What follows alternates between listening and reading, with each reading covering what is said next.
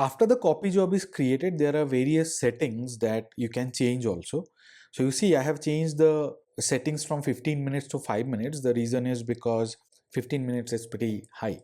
I had to wait quite some time. So how do you change these settings? You have this gear icon here. So click on this gear icon. The first one is about the copy job. You cannot make any changes in this particular tab.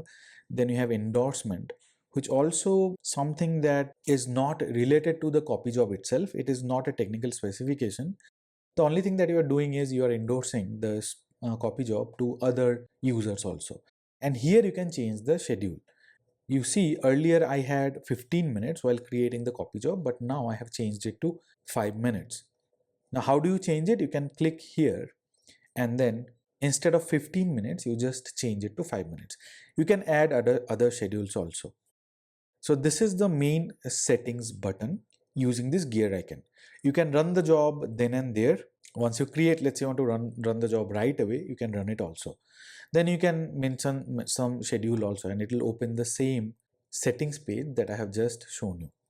Then the data source, these are the tables. It will tell you which data you want to copy. You can preview the data also, and the preview would be done using the connection that you have created. And these are the various different data sources. Of course, you can add other sources later on. Then you have edit mapping. This is nothing but the mapping of the source table and the destination table. So this is the table mapping, and then you can do column mapping also. We had not done any column mapping while creating the job because the source columns and the target columns would be same. But if you want to change, you can change it from here. Then you have advanced settings, and here you can change the incremental column name. So I had mentioned the incremental column to be account ID for account table and customer ID for customer table, and I can change it if I want. And these are the only possible options which are shown by the job itself. And this is for the read method. For the write method also, if you want to merge, which columns should be used or which columns should be considered for the merge operation.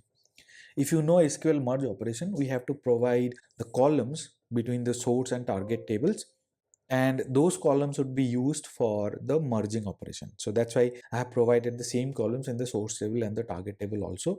But if you want, you can change it.